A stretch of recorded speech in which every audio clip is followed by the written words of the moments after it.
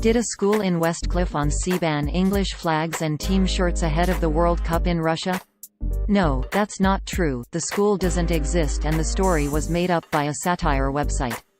No need to get angry or upset, the story is not real and did not happen. The story appeared in an article published by the Southend News Network on June 7, 2018 titled, "School Bans England Flags Ahead of the World Cup for Safety Reasons," which opened, quote, "Parents with children at Perry Neal Primary School in Westcliff-on-Sea have been describing their anger to Southend News Network after the head teacher sent an email saying that children have been banned from bringing England flags into school during the World Cup. The ban has also been extended to England shirts ahead of the World Cup in Russia." According to the lengthy message that was sent out, the Barmy decision has been made over fears that the crosses of St. George could lead to complaints from some parents. We asked head teacher Dr. Colin Troop to explain his reasons for the over-the-top banning of England flags and anything else depicting the cross of St. George, end quote. Excitable social media users who only saw this summary might have gotten angry or upset about it. Quote, "School bans England flags ahead of the World Cup for safety reasons." Parents with children at Perry Neal Primary School in Westcliff-on-Sea have been describing their anger to Southend News Network after the head teacher sent an email saying that children have been banned from bringing England flags into school during the World Cup. The ban has also been extended to England shirts ahead of the end quote.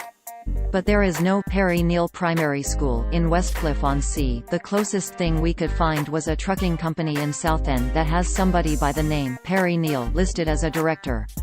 And Colin Troop is a roof repair company in Leicester.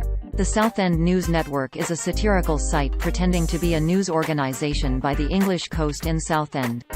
They have a disclaimer on their About page that reads, in part, quote, "Southend News Network was originally started in October 2015 with no real aims or objectives in mind other than to add a satirical, spoof-like touch to issues that people are passionate about in Southend-on-Sea.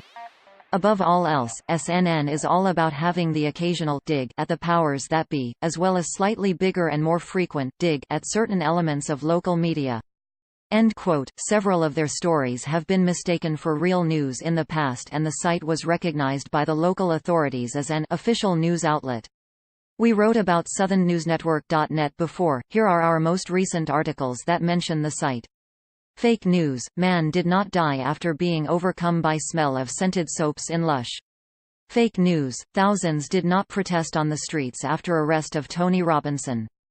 Fake news, 500,000 obese children did not sign petition for Jamie Oliver to just f***ck off.